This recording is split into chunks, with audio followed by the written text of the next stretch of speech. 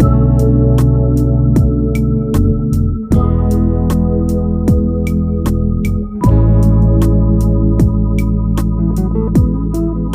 guys, my name is Cassie and this is Talk to CL Show. So welcome back again to my YouTube channel, and today we have another special guest with us.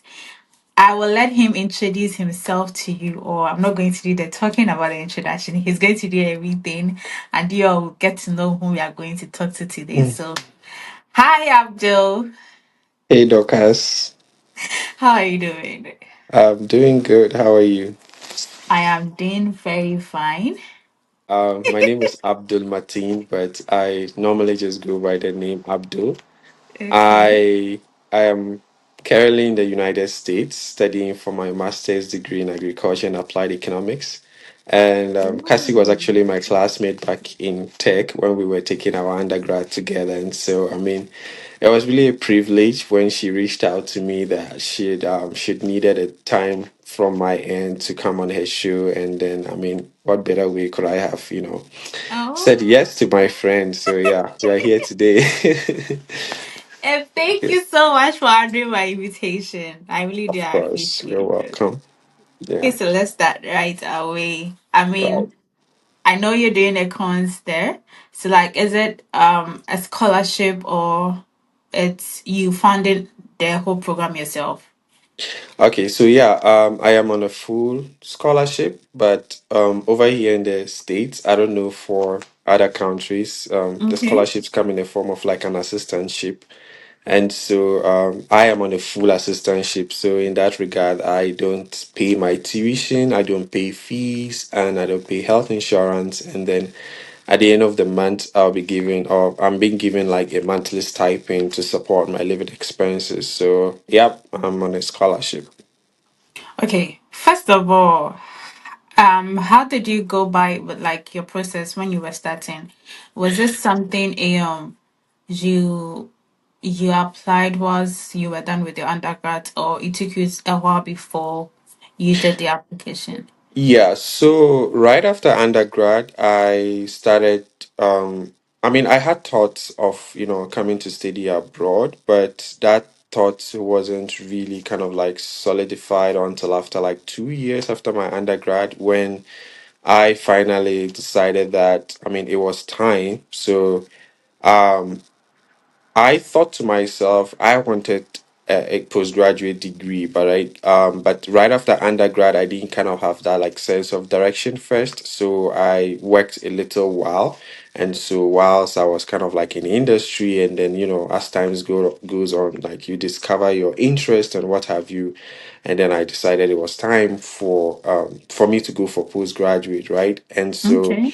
I started off by just simple Google search. I mean, there are a lot of YouTube videos like the one you're having right now, where you just, chance upon content creators trying to like kind of like bring this whole study abroad journey to the I mean, whoever is interested in pursuing it. Yeah. So basically, it started from there. I just got the basics of what I needed. Okay, so you have to decide on the course you want to study, which country. I specifically was looking for schools in the US and then Canada. And so after that, I kind of like more like done further use Google searches and then try to find out schools that were actually offering programs that I was interested in and specifically gave out funding because I am an international student, obviously, and then, coming to study abroad wouldn't have been easy if I weren't on scholarship. And so that was a route and approach that I took. And yeah, I'm glad it worked out for me at the end. Did they look actually for specific things when you were applying for the scholarship? Generally, graduate assistantships kind of like are being awarded to students when they apply directly to the program. I mean, there are Okay. other schools that would require that you apply for the assistantship separately, but when I was applying, all the schools that I applied to, I mean, obviously, it was written on the website that prospective students are, considered for funding whenever they put in the application. So you didn't need a separate application for that. So I guess. I mean, it's a whole lot of things that goes into awarding the scholarships or assistantships, as we would call it here. And so, I mean, all I just needed was to provide a basic application document. That's my statement of purpose, my CV, letters of recommendations, and yep, I think that that was it. Oh, okay. So is it like before you left Ghana, or let me say your traveling process? Aside they paying for your, yeah, like funding for your tuition and everything, did they pay for your traveling process? Unfortunately, no. Oh, I mean, okay. yeah, I was actually looking forward to that because I had friends who were privileged to have had their air flight or airfares paid for by them, but mine wasn't. But at least, I mean, I was super happy that I didn't have You to got the worry about scholarship. tuition. Yeah, so yep. Yeah. Since you're on scholarship, how is cost of living over there? So I mean, it depends on which part of the United States that you are Why are in. you in the first place? Okay, Which so part? I'm at the University of Wyoming. Oh, Yeah, so okay. Wyoming is one of the, is it 49 or 50 states in the United States? So like I am in that state, which is like they share a border with Colorado, Nebraska, and I can't remember the name of the state that they share the border with in the north. But yeah, I'm at the University of Wyoming. And so generally the living expenses depends, like I said, where you're coming from. And so it's like Wyoming is in like in the western part of the states, right? And Okay. Laramie specifically where my school is, it's kind of like it's not like an urban area. I would say like a suburban area kind of a thing, and so the living expenses there is quite moderate compared to people obviously who are studying in New York, or let me just say the big cities. So Yeah. yeah, the cost of living here is really it's really moderate. Okay. Have you faced any challenges since you got there? So challenges, I would say it's kind of like subjective because Okay. I mean, coming here, you'd hear a lot of stories about, cultural shocks. I mean, well, I did experience a few cultural shocks, but like they were not the bad ones. The first being the weather. It's like super cold, super chilly over here. And so even arriving in August of last year, because I came in the fall of 2023, I mean, the Okay. whole place was cold. And then after a month or two, already started snowing, and then it was crazy, right? So that was like the first and most uh, Challenge you faced. challenging cultural shock that I faced, the weather. But I mean, as times goes on, you would adjust, and then you'll be able to fit in. But aside that, I've not had any challenging shocks or experiences that would just kind of like throw me off the bar. I mean, it's been great so far, and I love it here. Okay. Are you allowed to work since you're on scholarship? Are you allowed to work?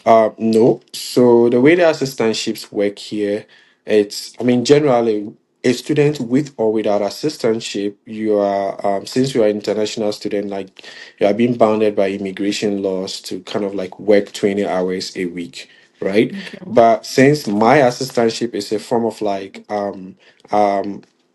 an appointment with the department, I utilize that 20 hours a week through teaching and research. So I double as a Wow. research and teaching assistant. So I assist undergraduate students with I organize tutorial and review sessions with them, help faculty grade, and then I mean if they need be, sometimes could also step in to kind of like hold guest lectures with these students, right? And so for now I can't work even if I wanted to because I am kind of like considered an employee of the school, and so yep, I'm using up my 20 hours in the form of the tea, and So is then it like you're limited in this way? Or you can actually work just that because of the school No, work? I can't. So if my assistantship was, so we have full assistantships and partial assistantships, right? So some people are on partial assistantships. That's like they are like the assistantship is more like 10 hours a week. They have to spend 10 hours a week doing research or teaching, right? And so Yeah. in that instance, technically they have extra 10 hours to work. But then the downside, I won't say the downside, I mean the laws pertaining to that is even if you do want to work, if you do want to utilize that 10 hours, it has to be like a job on campus. You can't Okay. actually work off campus as an international student, unless Oh, probably you are going out to do an internship, in which case it is the International Students and Scholars Office that would grant you the permission to go ahead and then do that. But as an international student, once you still have that F1 status, that's like the visa that we students in the States have, you are not allowed to work in any form. And even if you are allowed to work, it has to be an on campus job.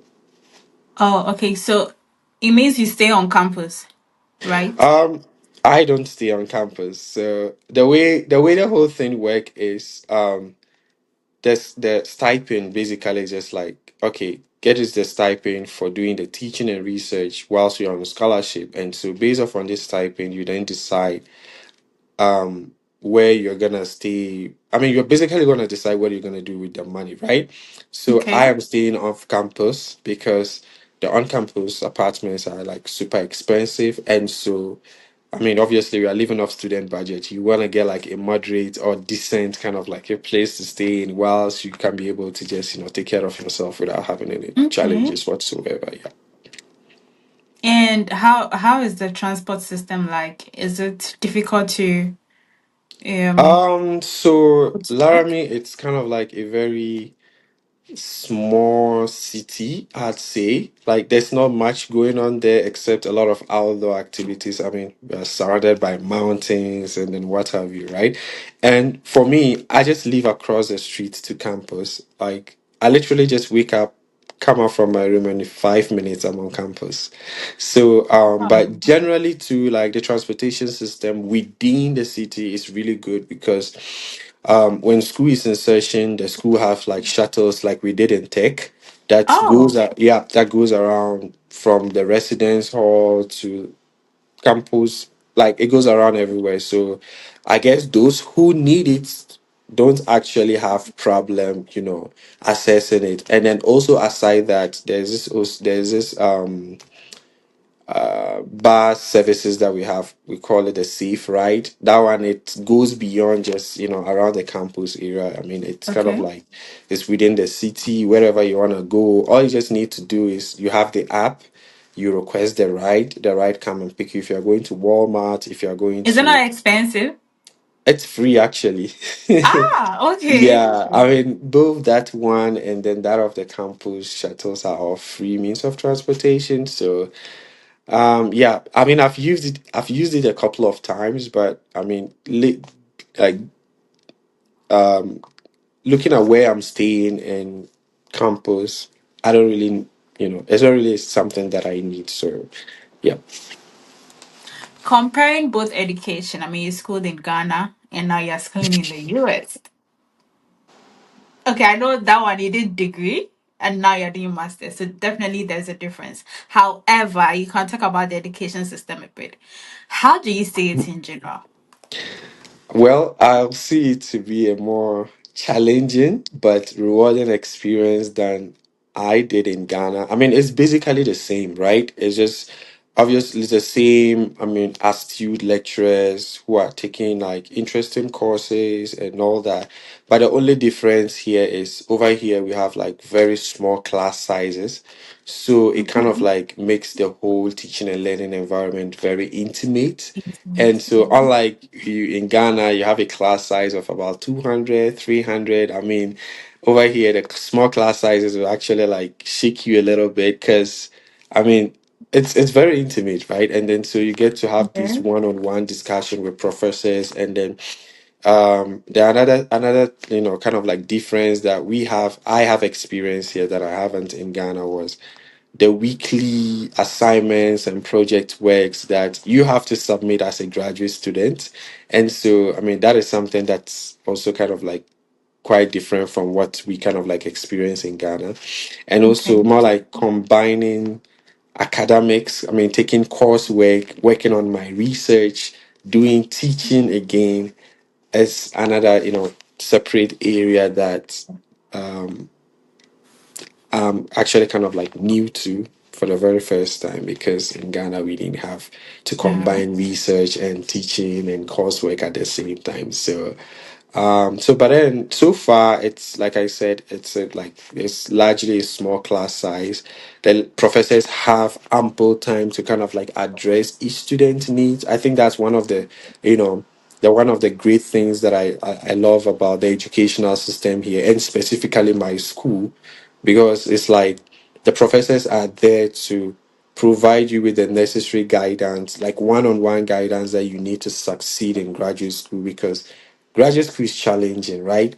I mean, I know. one minute you have to like worry about getting all the good grades that you can to maintain your assistantship, because over here, if you slack, you're gonna get your scholarship being taken away from you. So like you have to put in the work to Effort. exactly to make sure that the coursework goes well for you.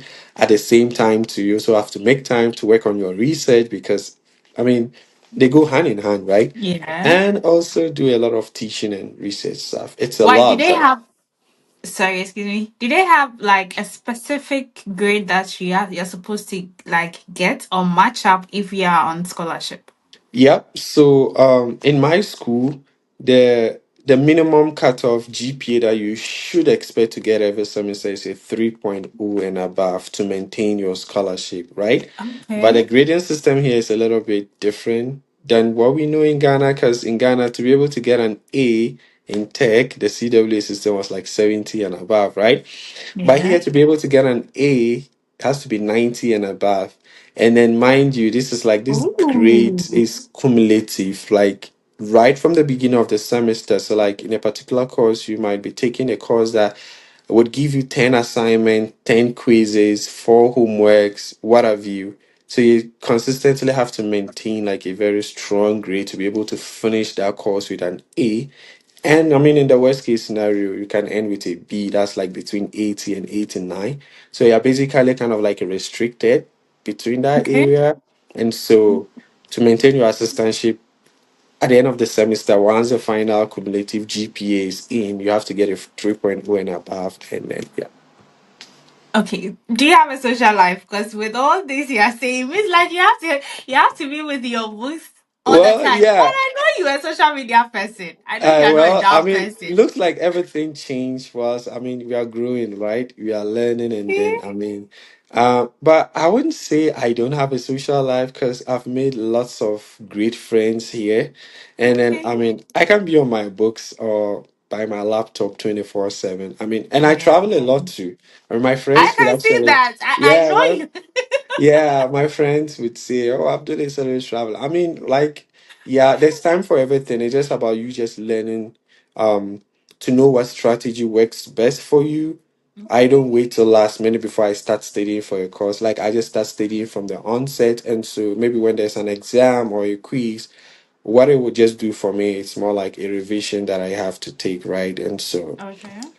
so far so good, I would say. Oh, Yeah. that's great.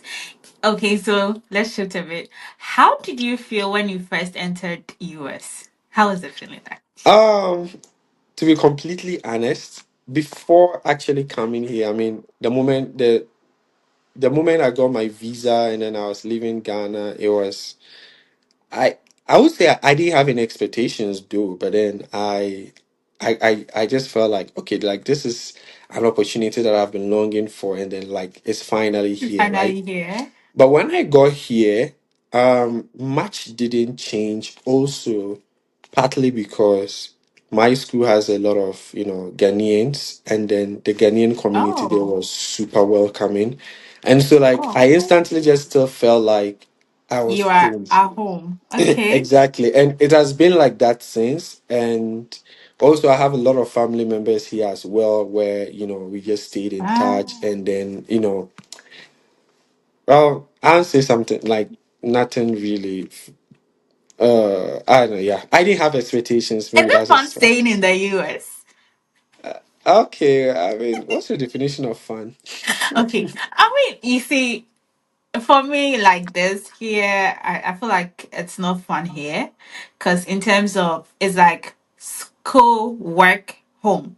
And even to get people to communicate with, like, just normal friends to chit chat with, it's kind of like difficult because like everybody seems busy and Mm-hmm. everybody's actually busy. So like Yeah.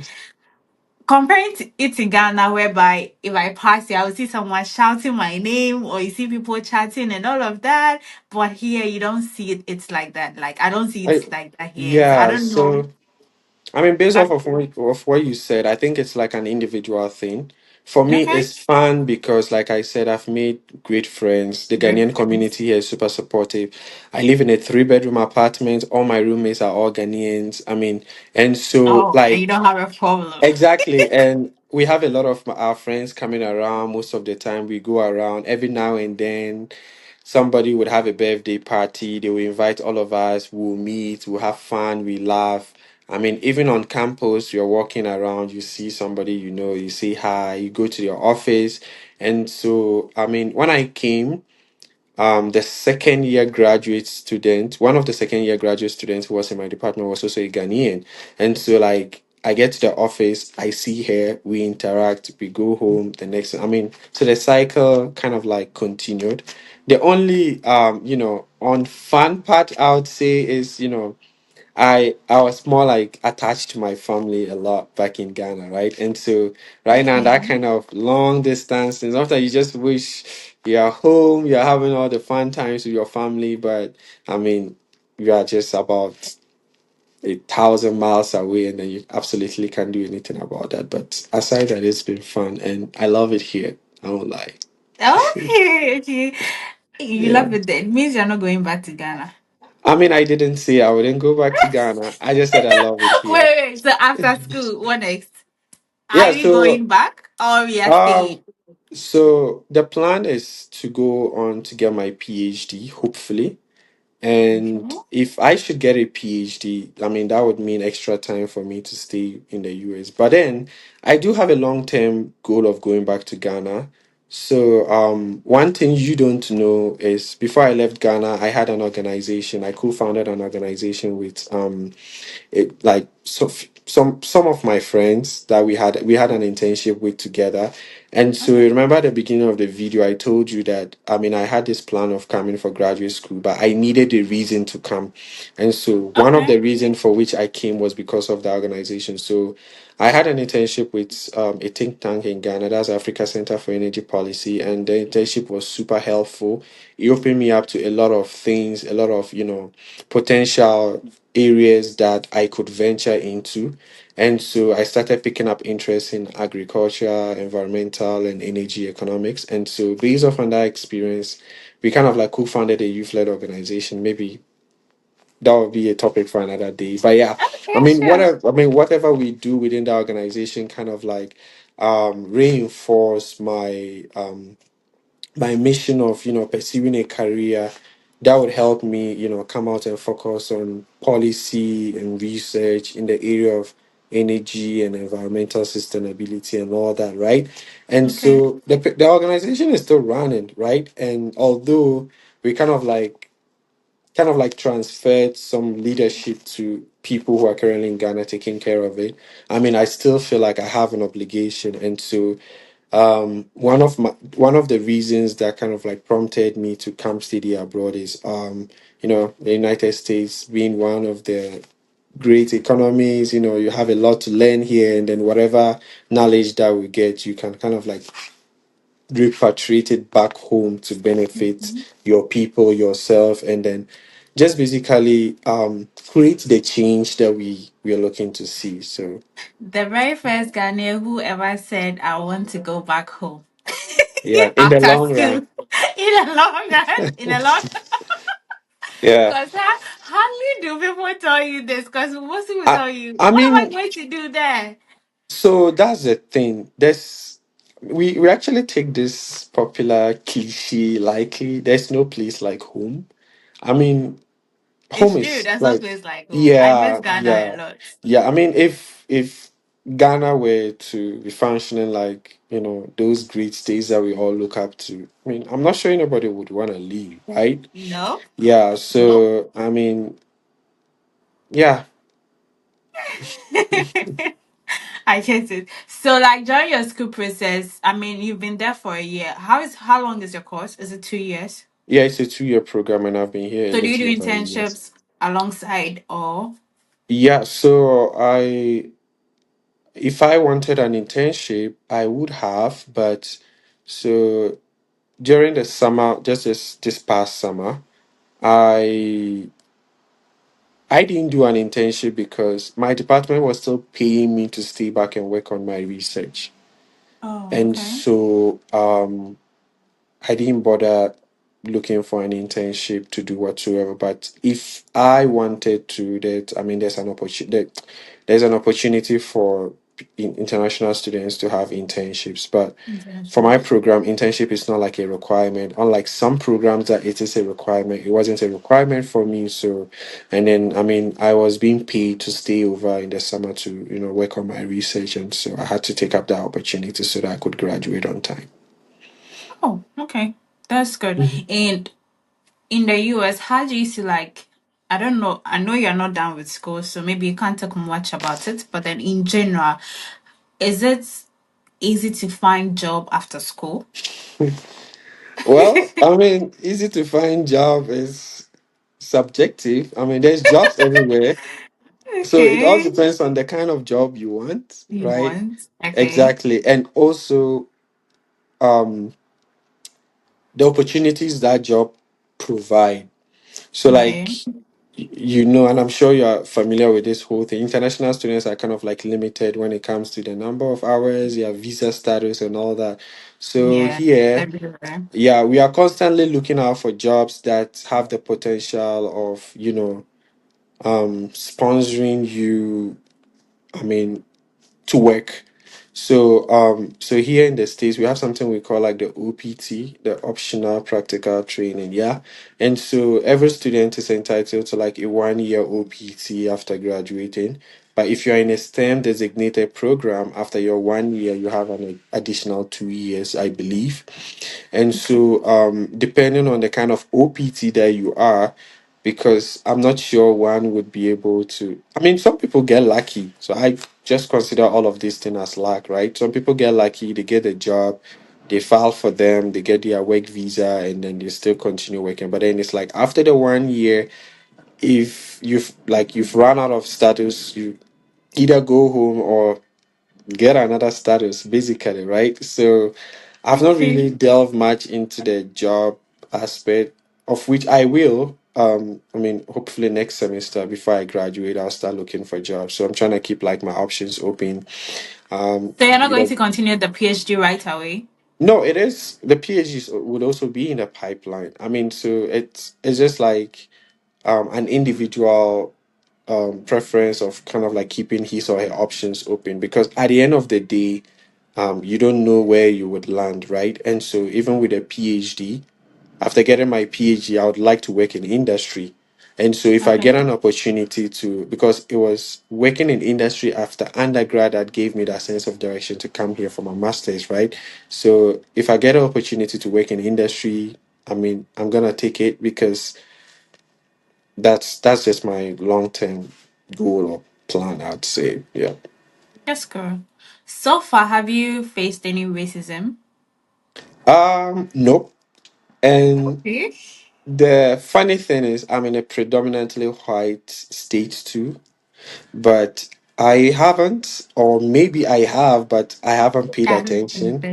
because I I just stay in my lane. I mind my business. So yeah, but I haven't. And the few white people that I've interacted with, both in class, off class, are super nice.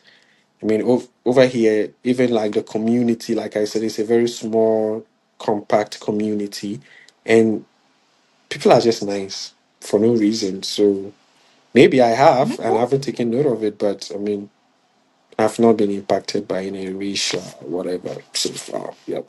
How do you cope when it comes to food? Like, I mean, you're in a new community and maybe you're not used to their food. So how is it like? Or you Yeah, cook yeah, Ghanaian so dishes? I cook Ghanaian dishes, and Okay.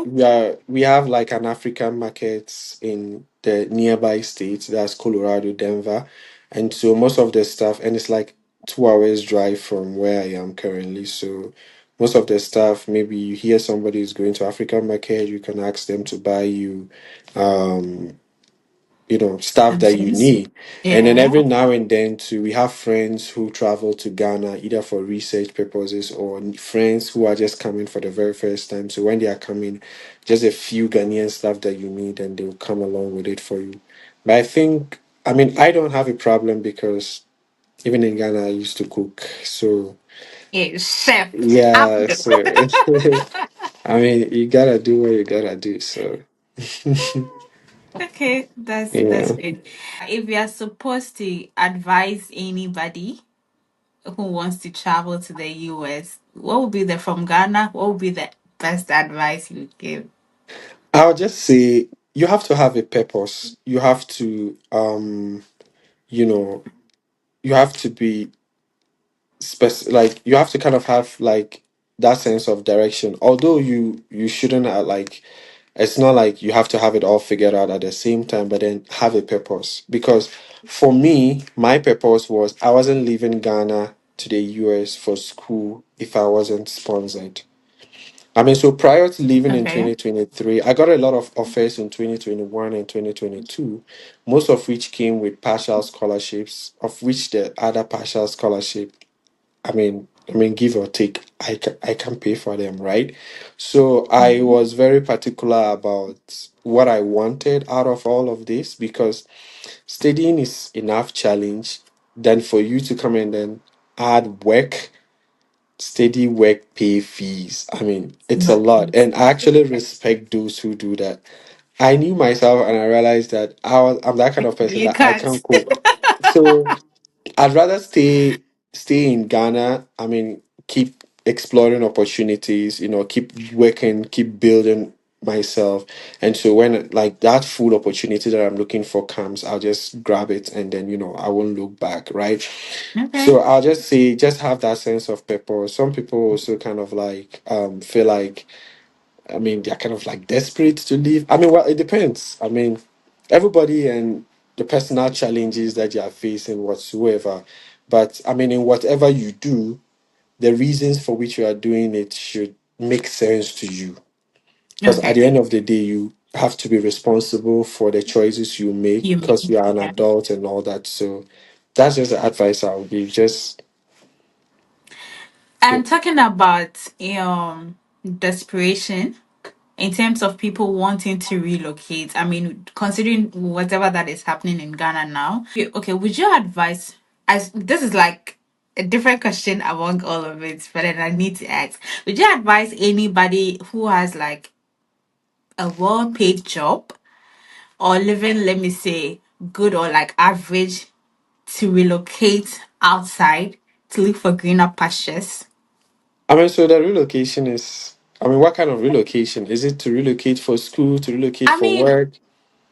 you see, you talked about having a purpose in your case, but then you see, we all have it in our minds. Like for me, like this, when I hadn't traveled yet, I'm like, we all see how the buggers, when the buggers come from abroad to Ghana, how they behave. It's like there is a lot of money here that's like, if you come here, you just make it at a go. But after coming here, we realize it's a different ball game together. And Yeah. sometimes when you try to explain this to people, people really don't get it, what you like, you mean by then. Would you advise someone who is doing okay in Ghana to travel out? Okay, so I'll say I would advise, but per what I have seen, per the experiences I've had, and also the experiences of others. So that's why I asked relocation in which form. If it's a Okay. relocation in a form that would give you some form of like, because undoubtedly there are a lot of opportunities here. I won't lie, Yeah. right? And Yeah. same way there are also a lot of opportunities in Ghana. Just that, I mean, the whole system is blurry, and then you wouldn't be For able to Ghana, I see it don't clearly. agree. I will because I've seen it, to be very honest, and Okay. yeah, I've seen it. I felt like even if I hadn't made it up to Ghana, maybe I wouldn't have been getting what I wanted. But everything takes time, right? Just have Yeah. to I think, and one of the problem is, I mean, majority of the time we want shortcut to success, which it doesn't work like that. But then if you are relocating legally, and by legally I mean right now, I'm on a student visa. I'm on a legal, is it immigrant or migrant? No, I don't know. Whatever the word is. I mean, all I know is I came to the United States legally. Some Okay. people they go the illegal route, which Mm-hmm. be so I would say if you have a good paying job or you are kind of like okay in Ghana and you're gonna take the illegal route. Personally, I want to advise somebody I know to do that. But like Okay. I said, individually we all have our personal, you know, people have done that and it has worked out for them. Yeah, for them. Other Yeah. people have and it hasn't. So like this whole world thing is just by I believe in luck a By luck. lot. And I believe in, yeah, exactly. And I also believe in just There's putting not in your everybody that is best. outside who can't make it too. Sorry? It's not everybody that is staying outside who can make it too. Exactly. So you just have to, you know, put in your best. If you feel, get up, tap yourself in the back, keep going. I mean, it's all part of the growth process. So yeah.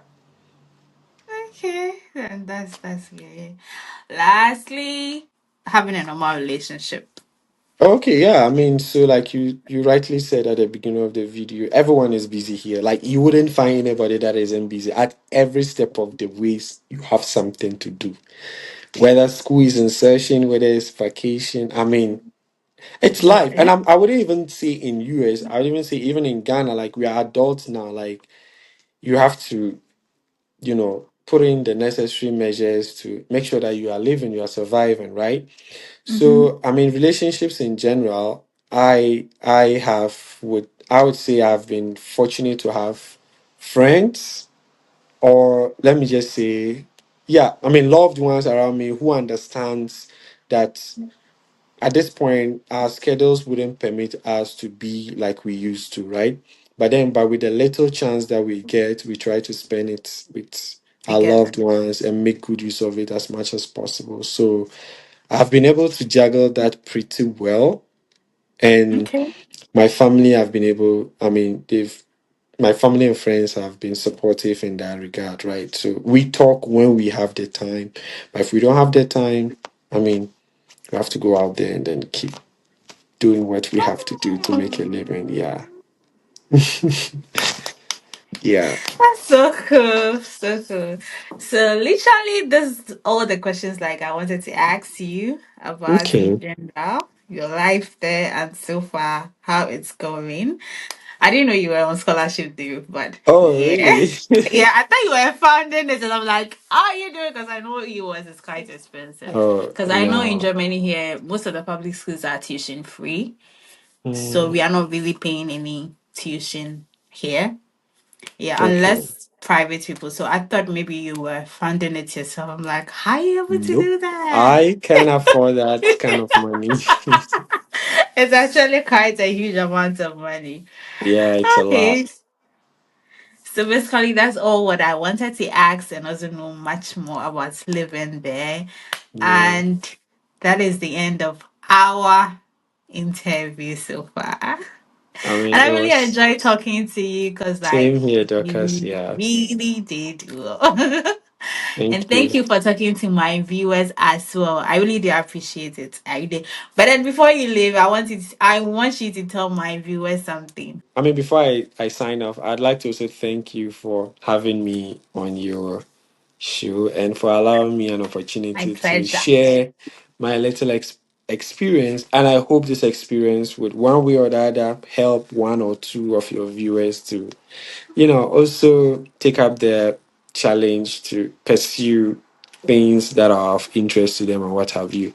And Yeah. so, like I also said, I mean, during the course of the video, I got here simply because of content like yours and other YouTubers. And so I'll just encourage your viewers to, share the word, right? you know, Mm-hmm. support you because these are the kind of contents that we need to help people, kind of like get that sense of direction probably they are looking for, or that information that, they are looking for, but wouldn't know where to go find it. So keep supporting Dorcas. Dorcas has been, I mean, she's come from afar. I've known her.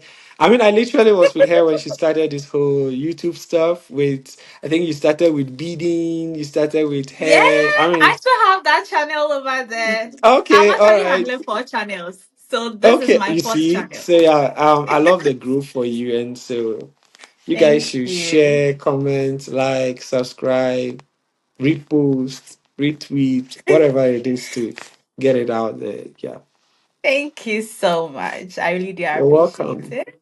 Yeah, Thank you. Okay, so hi guys, we are finally done with our interview with Abdul Martin, and I hope you guys enjoyed. If you have any questions, please drop it in the comment section. I'll be there to answer all your questions, and if you have any troubles too, just let me know in the comment section. So Abdul, I will end the video here, and then yes, we'll see later on. all right. Bye. Bye.